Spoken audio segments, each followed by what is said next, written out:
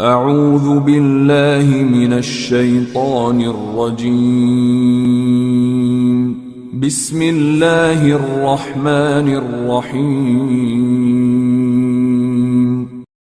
الحمد لله رب العالمين والصلاة والسلام على سيدنا ونبينا ومولانا محمد وعلى آل سيدنا ونبينا ومولانا محمد وبارك وسلم عليه أما بعد فقد قال الله تعالى في شان حبيبه تعليما تكبيرا مخبرا وآمرا إن الله وملائكته يصلون على النبي يا أيها الذين آمنوا صلوا عليه وسلموا تسليما اللهم صل على سيدنا محمد وعلى آل سيدنا محمد وبارك وسلم عليه وما توفيق إلا بالله لا حول ولا قوة إلا بالله العلي العظيم ربي اشرح لي صدري ويسر لي أمري واحلل عقدة من لساني يفقهوا قولي ربي إني ميت وإنك حي يا ربي سبحانك لا علم لنا إلا ما علمتنا إنك أنت العليم الحكيم ربي ذكرني منه ما نسيت وعلمني منه ما جهلت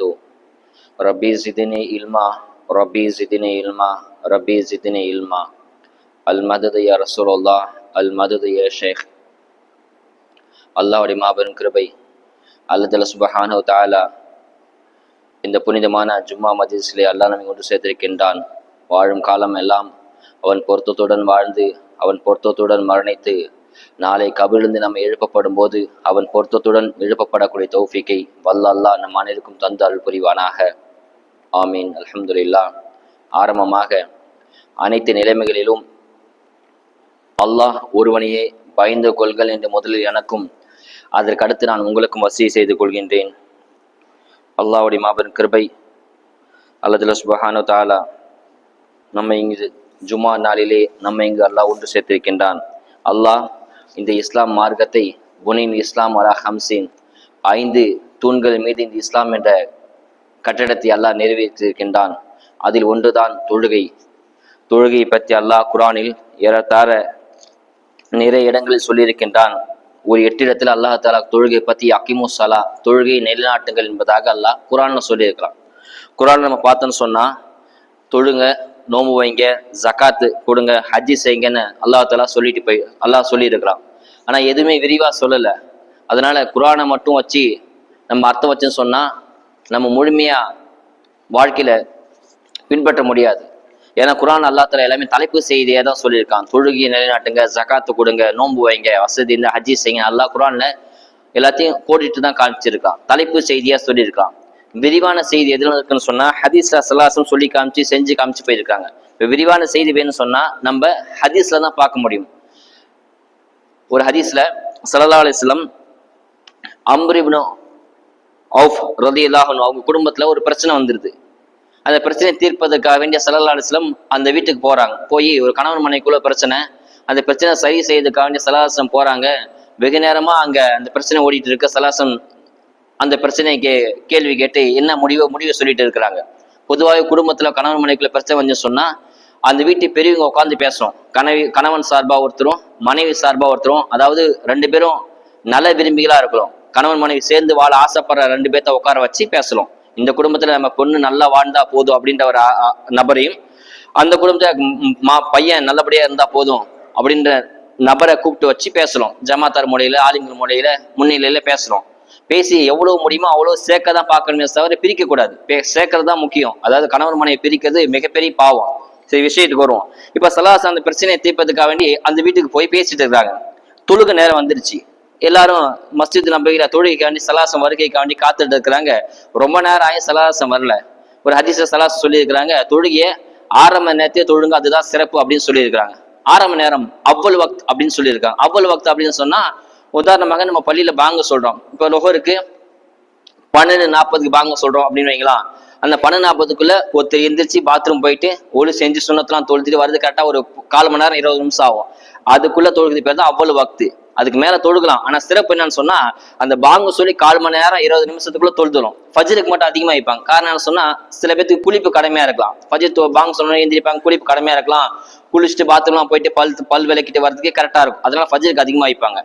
அதே மாதிரி மீதி உள்ள எல்லா வக்தும் அவ்வளவு வக்த வைக்கதான் சிறப்பு. ஆனா இஷா மட்டும் ஸல்லல்லாஹு அலைஹி வஸல்லம் ரொம்ப எவ்வளவு முடியுமோ அவ்வளவு தாமதமா வைங்க என்பதாக சொல்லி இருக்கிறாங்க. இப்போ தொழுகைக்கு நேரம் ஆயிடுச்சு, எல்லா சஹாபாக்களும் ஸல்லல்லாஹு வருகைக்காண்டி எதிர்பார்க்கறாங்க. ஆனா ஸல்லல்லாஹு வரவே இல்லை, அவ்வளவு வக்தம் தாண்டி போயிடுச்சு, ரொம்ப நேரம் வெயிட் பண்றாங்க. இப்போ பிலால் ரலியல்லாஹு அன்ஹு போய் அபூபக்கர் சித்திக் ரலியல்லாஹு போய் சொல்றாங்க, அபூபக்கர்ட்ட போய், அபூபக்கரே அது சொல்லி ஃபாக்கிம், நான் அபூபக்கர் நாயகமே நீங்க தொழு வைக்கிறீங்க, நான் காமத் சொல்றேன், ரொம்ப நேரம் ஆயிடுச்சு, நீங்க தொழு வைங்க, நான் காமத் சொல்லட்டுமா அப்படின்னு கேட்கறாங்க. பிலால் தான் பாங்கு சொல்லக்கூடிய நபர் தான் காமத் சொல்லலாம். அப்படி பாங்கு சொல்ல நபர் இருந்தா அவங்க தான் காமத் சொல்லலாம். அவங்க இல்லைன்னு சொன்னா வேற ஒருத்தர் காமத் சொல்லலாம்.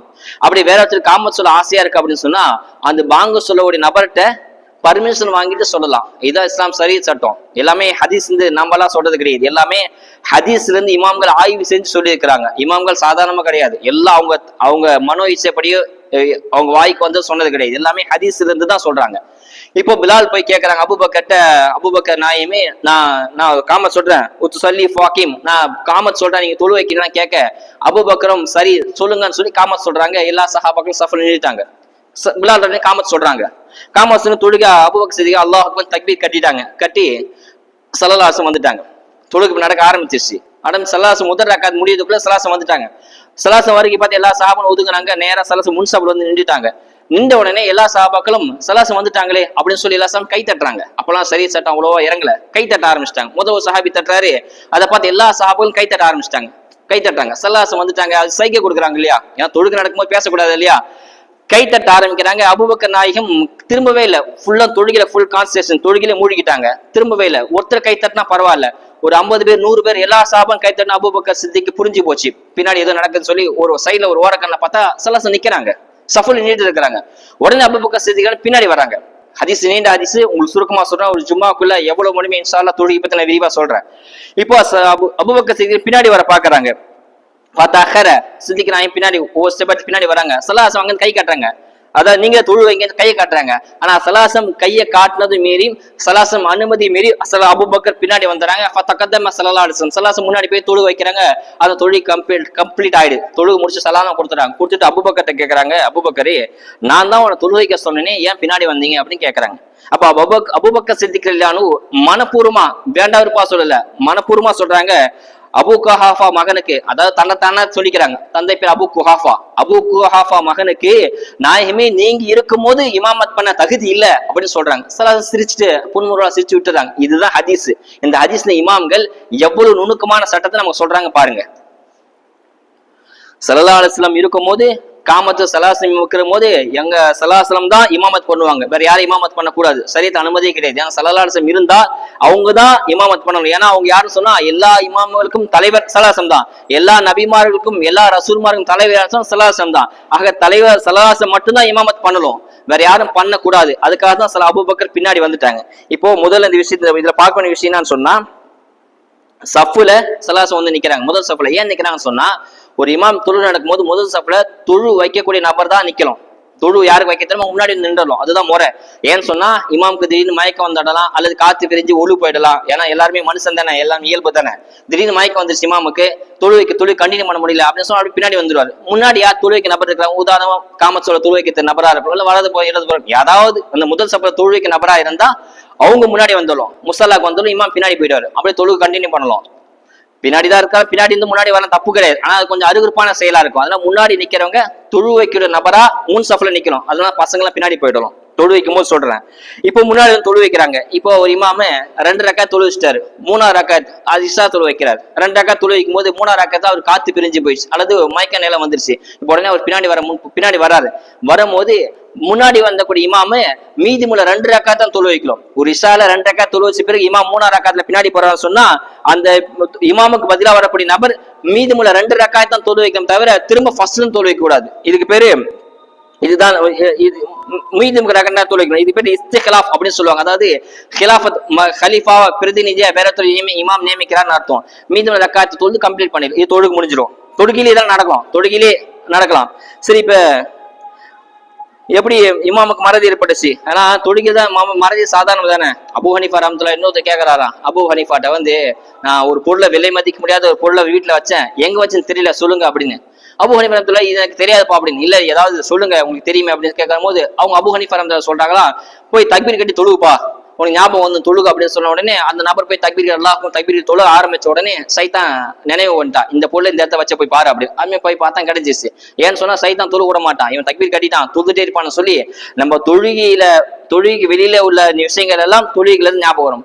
அப்பதான் கடனுக்கு வாடகை கணக்கு ஞாபகம் வரும், இபி பில் கட்டலுமே, பால் கணக்கு கட்டலுமே, அரிசி வாங்கலுமே, கேஸ் சிலிண்டர் காலியா போச்சுன்னு சொல்லி தொழுகையில் தான் எல்லா ஞாபகம் வரும். ஏன் சொல்றேன்னு சொன்னா தொழுகையில சைத்தான் அப்படி ஞாபகத்தை தொழுகை கிடைக்குது என்ன பண்ணுமோ அதெல்லாம் பண்ணுவான். சரி, இப்போ சில சஹாபாக்கள்கிட்ட அபூபக்கர் கேட்கறேன், ஏன் அபூபக்கர் பண்ணேன்னு கேட்டோமோ, அபூபக்கர் நாயகமே நீங்க இருக்குமா நான் எப்படி தொழு வைப்பேன்னு சொல்லி ஒதுங்கிறாங்க. இப்போ சல்லாசம் எல்லா சஹாபாவும் கேட்கறாங்க, ஒருவேளை இமாமுக்கு தொழுகையில மறதி ஏற்பட்டுன்னு சொன்னா நீங்க இப்படி கை தட்டக்கூடாது, நீங்க என்ன பண்ணணும், தஸ்பீ செய்யணும். தஸ்பீஹுல் இர்ஜாலி, அதாவது இமாம் மறதியா உதாரணத்துக்கு ருக்கு போதும் முன்னாடி ருக்கு போதும் சஜிதா போயிட்டாரு, அல்லது ரெண்டு சஜிதா ஒரு சஜிதா போய் ரெண்டாவது செஞ்சுட்டாரு, அத்தையாத்துல உட்காராம மூணாவது ரக்காத்து ரெண்டாவது ரக்காத்து அத்தையாத்துல உட்கார மூணாவது ரக்காத்து அல்லாஹ் போய் எஞ்சிட்டான்னு சொன்னா நீங்க கை தட்டாதீங்க, தஸ்பீ செய்யுங்க, சுப்ஹானல்லாஹ் அல்ஹம்துலில்லாஹ் சொல்லுங்க, இமாம் புரிஞ்சுப்பாரு, நீங்க கை தட்டக்கூடாதுன்னு சொல்றாங்க. அதாவது இமாம் தப்பா தொழு வச்சுட்டாரு, ரெண்டு சஜிதா ஒரு சஜிதா போயிட்டாரு, அத்தையாத்துல உட்காந்து அத்தையில உட்கார மெஞ்சிட்டாரு, மூணாவது ரக்காத்துல சலாம் கொடுக்குறாரு, இஷார்ல 4 ரக்காத் மூணாவது சலாம் கொடுக்க போறாருன்னு சொன்னா நீங்க சுப்ஹானல்லாஹ் சுப்ஹான கத்தனா போதும், தஸ்பீ செய்யுங்க, அது புரிஞ்சிடும் என்பதாக சொல்றாங்க. இதே பெண்கள் ஜமாத் நடக்குது, பெண்கள் தொழுறாங்க, அப்ப என்ன பண்ண சொன்னா பெண்கள் தஸ்பீ செய்யக்கூடாது, பெண்கள் கோள் வெளியில வரக்கூடாது, அதனால பெண்கள் கை தட்டலாம் அப்படின்னு இமாம்கள் சொல்றாங்க. இந்த ஹதீஸ்ல தான் இமாம்கள் ஆதாரம் எடுக்கிறாங்க. பெண்கள் எப்படி கை தட்டணும் சொன்னா அதையும் இமாம்கள் சொல்றாங்க, வலது கை முன்புறத்துல இடது கை வச்சு இப்படி தட்டலாமா, அதாவது வலது கை முன்புறம் இடது கை பின்புறம் இப்படி தட்டலாம், இப்படி தட்டணும் சொன்னா இமாமுக்கு புரிஞ்சு என்பதாக சொல்லி காட்டாங்க. தஸ்பீகுல் இர்ஜாலி தஸ்பீகோ கை தட்டது, தஸ்பீகுல் நிசாய் என்பதாக சொல்லி காட்டுறாங்க. இப்போ பெண்களுக்கு ஜமாத், பெண்களே ஆண்களை இமாமத் பண்ணலாம், கூடும், ஆண்களை பண்ணா ஒரு ஸ்கிரீன் மாதிரி போட்டுக்கிட்டு ஆண்கள் நிற்பாங்க, பின்னாடி பெண்கள் ஸ்கிரீன் பின்னாடி நிற்பாங்க, இது பெண்கள். இப்ப பெண்களே இமாமத் பண்ணா எப்படி நிக்கணும்னு சொன்னா ஆண்கள் நிற்கும் போது நம்ம வந்து முன்னாடி ஆண் ஜமாத் இமாம் தனியா நிற்பார், பின்னாடி தொழுவுக்குள்ள நபரா நிற்பாங்க. இதே பெண்களே இமாமத் செஞ்சா ரொம்ப எல்லாம் முன்னாடி வரக்கூடாது, அதே ஸ்டெப்ல ஒரு ஸ்டெப்னு சொல்ல பாதி ஸ்டெப், அதாவது அந்த குதிகால் முடிய சமயத்துல அந்த பின்னாடி தொழக்கூடியவரை கட்ட விளக்கு நேரம் குதிகால் நிக்கிறோம், அதாவது கொஞ்சம் தான் முன்னாடி வரணும். இது பெண்கள் தொழக்கூடிய முறை, ரொம்ப எல்லாம் முன்னாடி வந்துடக்கூடாது என்பதா சொல்லி காட்டுறாங்க. அடுத்து அபூபக்கர் பின்னாடி வந்தாங்க, எப்படி பின்னாடி வந்தாங்க, அப்படியே தொழுகும்போது எப்படி பின்னாடி வந்தாங்க அப்படின்னா அதுக்கு ஒரு சொல்றாங்க. உதாரணமாக தொழு நடக்குது, எப்படி பின்னாடி வருது அது பின்னாடி சொல்றேன். இப்போ இந்த இடத்துல இன்னொரு ஹதீஸ் ஞாபகம் வருது, அபூபக்கரா ரலியல்லாஹு அன்ஹு அப்படி ஒரு சஹாபி இருக்கிறாங்க, அபூபக்கர் கிடையாது இன்னொரு சஹாபி, இது பேர் அபூபக்கரா ரலியல்லாஹு அன்ஹு ஒரு சஹாபி. பள்ளியாசல் தொழுகு வராங்க, தொழுவு சலாசம் தொழு வச்சுட்டு இருக்காங்க, தொழு வச்சு ருக்குல இருக்கிறாங்க. அப்ப இவர் உள்ள வரும்போது சலாசம் ருக்குல இருக்கிறாங்க, ருக்கு சம்மிலாம் சொல்ல போறாங்க, உடனே என்ன பண்றாங்க அதே இடத்துல நின்று அல்லாஹ் தக்பீர் கட்டிட்டாரு, உள்ள சஃப்ல சேரல. தொழுகை இங்க பள்ளியாசனுக்குன்னா வெளிப்பள்ளியில இருந்து அவர் வந்துட்டு இருக்கிறாரு, உங்களுக்கு புரியுதுக்காண்டி சொல்றேன். இங்க தொழு நடக்குது, ஜமாத் நடந்துட்டு இருக்கு, சலாசம் ருக்குல இருக்கிறாங்க, அவர் உள்ள வரும்போது சலாசம் ருக்கு எந்திரிக்கக்கூடிய நிலைமையில வந்துட்டாங்க.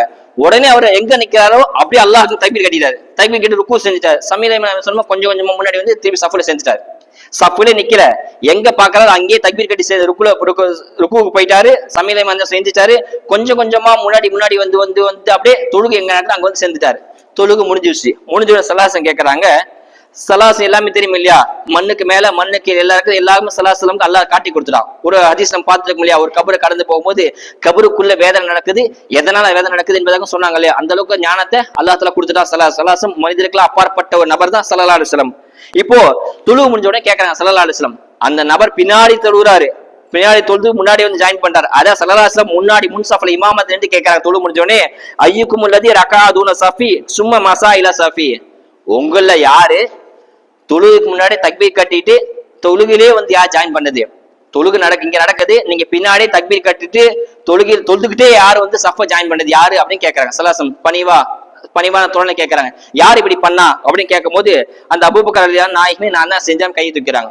அப்ப சலாசம் சொல்றாங்க, ஜாதக்கல்லாஹு ஹிர்ஸா, அபூபக்கரா உங்களுக்கு அல்லாஹ் தஆலா கூலிய நிரப்பமா தரட்டும் அப்படி சொல்லிட்டு திரும்ப சொல்றாங்க, வலா தஅவுது, இனிமே செய்யாத அப்படின்னு சொல்றாங்க. ஏன்னா அர்த்தம் சொன்னா எங்க தொழுகை நடக்குது அங்கதான் ஜாயின் பண்ணும், நீங்க அங்கேயே ஒருவேளை நமக்கு இப்படி ஒரு சூழ்நிலை வந்துச்சுன்னு சொன்னா இமாம் ருக்குல எந்திரிச்சான்னு சொன்னா நீங்க அங்கேயே தக்பீர் தொழுதுட்டு அப்படியே ஜாயின் பண்ணலாம் கூடும், இருந்தாலும் அதை செய்யாதீங்க என்பதாக சலாசம் சொல்லி காட்டுறாங்க. இந்த ஹதீஸ் மூலமாக அங்க நீங்க உள்ள வரதுக்குள்ள இமாம் சஜ்தா ருக்குல எந்திரிச்சுவான்னு சொன்னா நீங்க அங்கேயே தக்பீர் கட்டிக்கலாம், தக்பீர் முன்னாடி வந்து ஜாயின் பண்ணிக்கலாம், இது கூடும், இருந்தாலும் இப்படி செய்யாதீங்க என்பதாக சலாசம் சொல்லி காட்டுறாங்க. அப்பதான் சொல்றாங்க இன்னொரு ஹதீஸ் சலாசம் சொல்றாங்க, தொழு நடக்கும் ஓடி வரக்கூடாதான். சில பேர் ஒழு செய்வாங்க. இமாம் ருக்குல இருக்கும்போது ருக்குல அந்த தெரிஞ்ச சூறா ஓதுவாங்க. நமக்கு தெரிஞ்ச சூறா தெரிஞ்சிருக்கும். குல்குல்லா சூறா ஓதுமா அல்லாஹ் சமத் அமீதி வலமேக்குல குஃபான் சொல்லும் போது நம்ம உள்ள வரும். கடகடம் குடுக்குன்னு ஓடி அப்படியே ஜாயின் பண்ணி அல்லாஹ் அக்பர். இது கூடாது, இது மக்ரூ. தொழு நடக்கும்னு சொன்னா தொழுகு அந்த ரக்காத் தப்பி போனாலும் பரவாயில்ல, ஒழு செஞ்சு நிதானமா அமைதியா உள்ள வரணும். ஓடி வந்து தக்பீர் கட்டது கூடாது என்பதாக இமாம்கள் சொல்றாங்க. ஏன்னா நீங்க ஒருவேளை ஓடி வரீங்க, எல்லாத்தையும் டைல்ஸ் தான் போட்டாங்க, டைல்ஸ் வடிக்க விடலாம் அல்லது மேட்டை தடுக்கி பாயத்து கீழே வந்துட்டு சொன்னா தொழுகையும் போயிடும், ஜமாத்தும் போயிடும், நீங்க படுத்த படிக்க ஆயிடுங்க. அதெல்லாம் சலாசம் தூர நோக்க பார்வை அன்றே சொல்லிட்டாங்க. தொழுகு நடக்கும்போது தொழுகு அந்த ரக்காத் தப்பி போனாலும் பரவாயில்ல, நீங்க ஓடி வந்து ஜாயின் பண்ணாதீங்க, நிதானமா நிறுத்தி வந்து அமைதியா வந்து நின்று ஜாயின் பண்ணுங்க என்பதாக சொல்றாங்க. இன்னும் சொல்றாங்க ஸல்லல்லாஹு அலைஹி வஸல்லம், தொழுகும் போது அல்லாஹ் சில பேர் தக்பீர் அல்லாஹ் அக்பர் அல்லாஹ் அக்பர் இப்படி ருக்கு போயிட்டாங்க. இமாம் ருக்கு போயிட்டாங்கன்னா அல்லாஹ் இப்படி கூடாது. அல்லாஹ் அக்பர் தக்பீர் கட்டிட்டு ஒரு செகண்ட் இப்படி நிக்கணும். நிக்கிறது ஃபர்லு. தொழுகில அல்லாஹ் அக்பர் தக்பீர் ஒரு செகண்டா நிக்கணும். நின்றாதான் தொழுக கூட. நீ நிக்காம அல்லாஹ் அக்பர் அப்படி போனா தொழுக கூடாது. தொழுகை பாத்தில் ஆயிடும். இமாம் ருக்கு போயிட்டாரு டக்குனு எந்திரிச்சு கூடாது. அந்த ரக்காத் தப்பி போனாலும் பரவாயில்ல. இப்ப நீங்க அல்லாஹ்வுக்கு தக்பீர் கட்டத்துக்குள்ள இமாம் சமீஅ லிமன் ஹமீதா சொன்னா நீங்க ருக்குக்கு போக கூடாது. நீங்களும் அப்படியே நின்றலாம். சமீஅ லிமன் நின்றலாம். நீங்க ருக்குக்கு போறாரு. இமாம் தலையை தூக்கிட்டாரா அந்த ரக்காத் முடிஞ்சு போச்சு. ஒரு தொழுகிற ஒரு ரக்காத்துல எப்போ கூடுன்னு சொன்னா இமாம் ருக்குல இருந்து சமீஅ லிமன் ஹமீதா சொல்றதுக்குள்ள நீங்க ருக்குல சேர்ந்துட்டீங்க சொன்னா அந்த ரக்காத் உங்களுக்கு பரிபூர்ணமாக ஆகிவிடும். அப்படி நீங்க சமீஅ லிமன் ஹமீதா இமாம் சொல்லிட்டான்னு சொன்னா அதுக்கப்புறம் நீங்க அந்த ரக்காத்தை சேர்ந்தாலும் அந்த ரக்காத் கம்ப்ளீட் ஆகாது. அது ஒரு ரக்காத் குறைதான். திரும்பவும் நீங்க தனியா அத்தியாயத்து இமாம் சலாம் கொடுத்ததுக்கு அப்புறம் திரும்ப அந்த ரக்காத் தொழுகணும். அதுதான் உங்க கடைசி ரக்காத். உங்களுக்கு புரியுற மாதிரி சொல்றேன். இஷா தொழுகைக்கு வரீங்க. இஷால இமாம் 4 ரக்காத் தொழுக எல்லாத்துக்கும் தெரியும். அப்ப 2ஆவது ரக்காத்துல ருக்குல இது இமாம் முதல் ரக்காத்துல ருக்கு சமீஅ லிமன் தான் எந்திரிச்சான்னு சொன்னா நீங்க அப்படியே அல்லாஹ் அக்பர் தக்பீர் கட்டி சமீஅ லிமன் தான் நின்றணும். அப்படியே நிக்கிறோம். அந்த ரக்காத் உங்களுக்கு கூடுமே, அந்த ரக்காத் உங்களுக்கு அவங்க தொழுகையில ஜாயின் ஆகாது. அதிகப்படி நன்மை எல்லாம் கொடுத்துருவான். திரும்ப இமாம் 4 ரக்காத் தொழுகை சலாம் கொடுத்ததுக்கு அப்புறம் நீங்க திரும்ப எந்திரிச்சு தொழுகிறோம். அந்த நீங்க தொழுகுங்க பாத்தீங்கன்னா அந்த ரக்காத் அதுதான் உங்க கடைசி ரக்காத். ஃபர்ஸ்ட் ரக்காத் கிடையாது. புரியுதா உங்களுக்கு? நீங்க கடைசியா தனியா தொழுகிற ரக்காத்துக்கு 4ஆவது ரக்காத் அர்த்தமே தவிர ஃபர்ஸ்ட் ரக்காத் கிடையாது. நீங்க திரும்ப தொழுது சலாம் கொடுத்துரும். ருக்குக்குள்ள சேர்ந்துட்டா அந்த ரக்காத் கூடும். ருக்குன்னு சமீஅ லிமன் ஹமீதா சொல்லிட்டா இமாம் சொல்லிட்டான்னா அந்த ரக்காத் உங்களுக்கு கூடாது. நீங்க திரும்ப தொழுகணும் என்பதாக இமாம்கள் விளக்கம் தராங்க. அப்படி நிறைய விஷயம் சொல்றாங்க. இப்போ தொழுகையில அபூபக்கர் பின்னாடி வந்தாங்களே, இதுக்கு என்ன அர்த்தம்? எப்படி பின்னாடி வருது அதையும் சொல்லி காட்டுறேன். ஒரு தொழுகையில நடக்குது, அது இமாமுக்கு மறதி ஏற்பட்டுச்சு, அது உதாரணம் தொழுதுட்டு இருக்கீங்க. அப்போ தேல் வருது, இப்படி தனியா தொழில் ஜமாத்த தொழில் தேல் வருது அப்படின்னு சொன்னா நீங்க அப்படியே நிக்க கூடாது. தேல் வருது அல்லாஹ் நிக்க கூடாது. ஹதீஸ்லயே வருது, உங்களை கொட்டுறதுக்கு அமரபி காத்திரி அஸ்வதைனி ஃபி ஸஃபில் அக்ரபி வல் ஹய்ய்.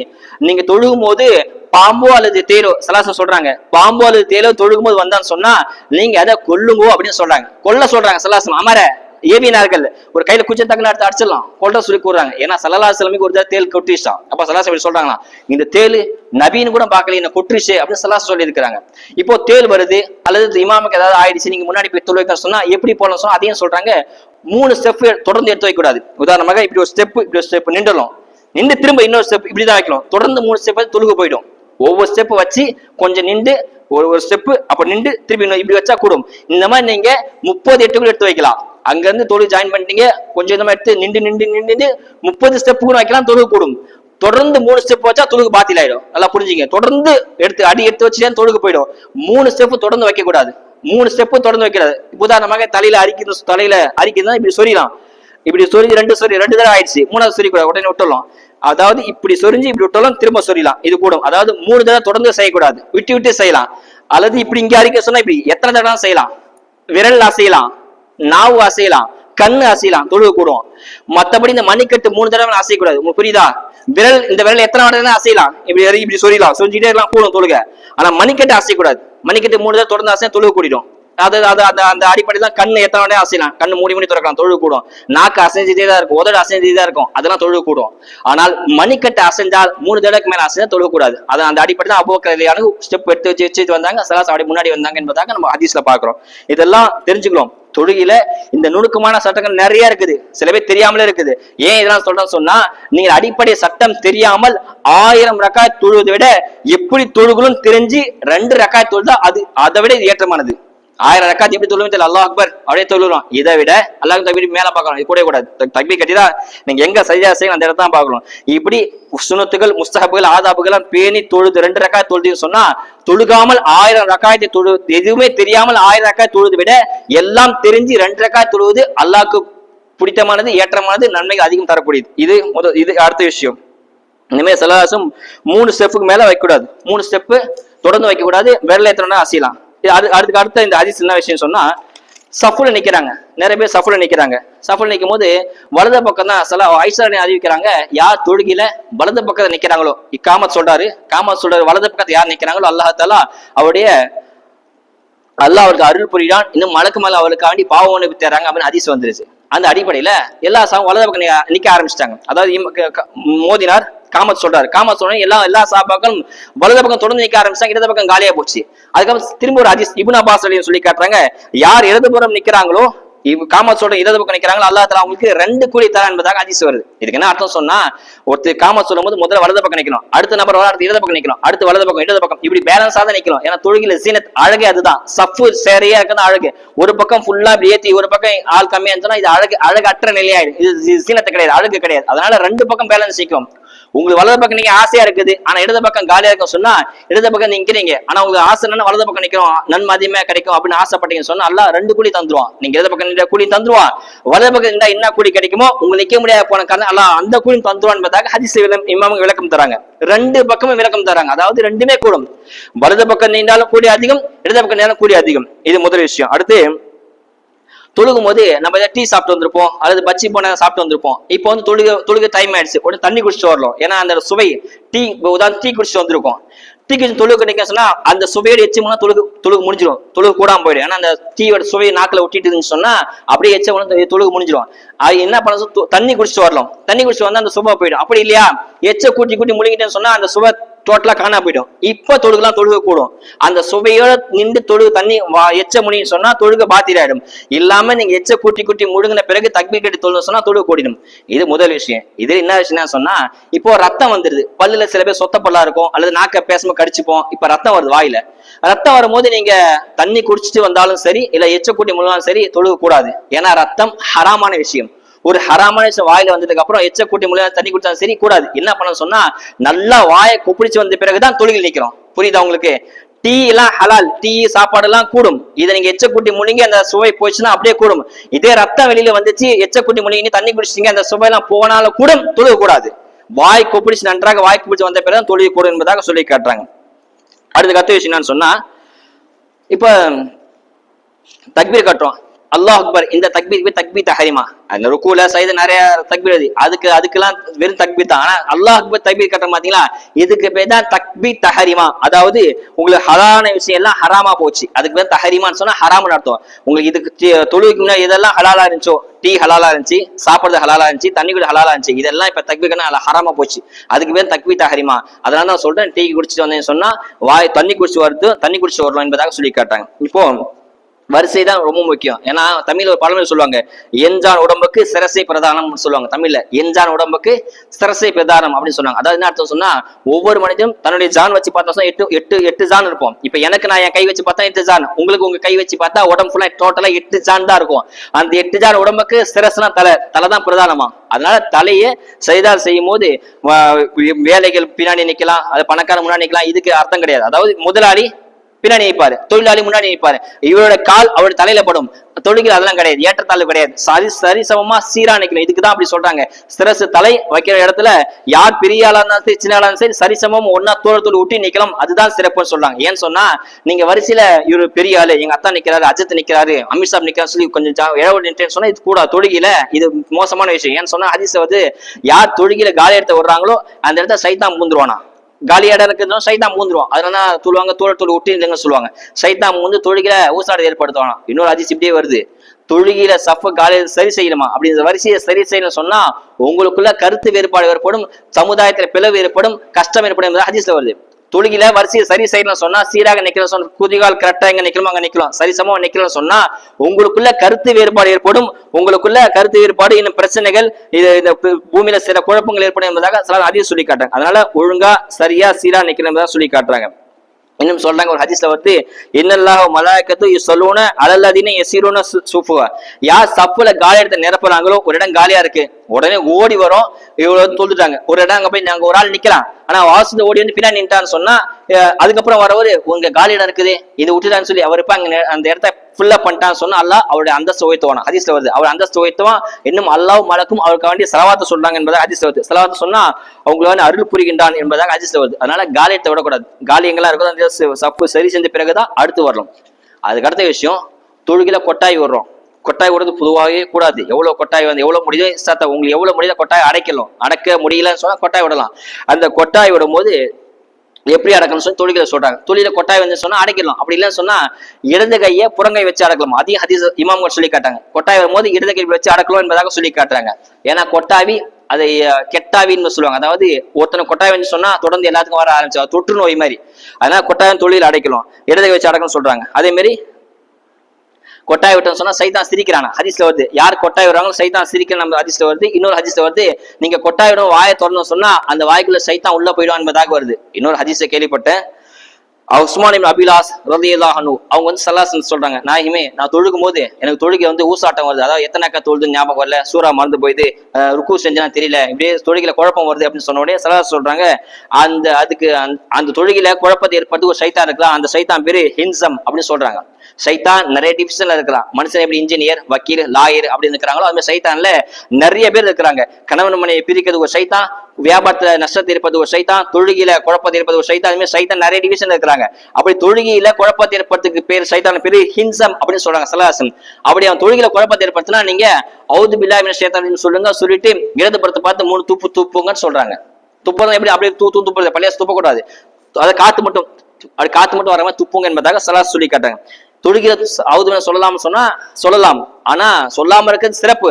அப்படி ஒருவேளை சொல்லணும்னு சொன்னா தொழுக முடியாது. அவுது சொல்லலாம். அதே மாதிரி தும்பும் போது அல்ஹம்துலில்லாஹ் சொல்லலாமானா சொல்லலாம், அதாவது சொல்லலாம், ஆனா சொல்லாம இருக்குதான் சிறப்பு. அல்ஹம்துலில்லாஹ் சொல்லலாம், ஆனா அதை கேட்டு யாராவது இரகம் போல சொல்லிட்டாங்கன்னா தொழுக முடிஞ்சிடும். அல்ஹம்துலில்லாஹ் அல்லாஹ் தஸ்பீஹ் செய்யற மாதிரி அது கூடும் தொழுகையில.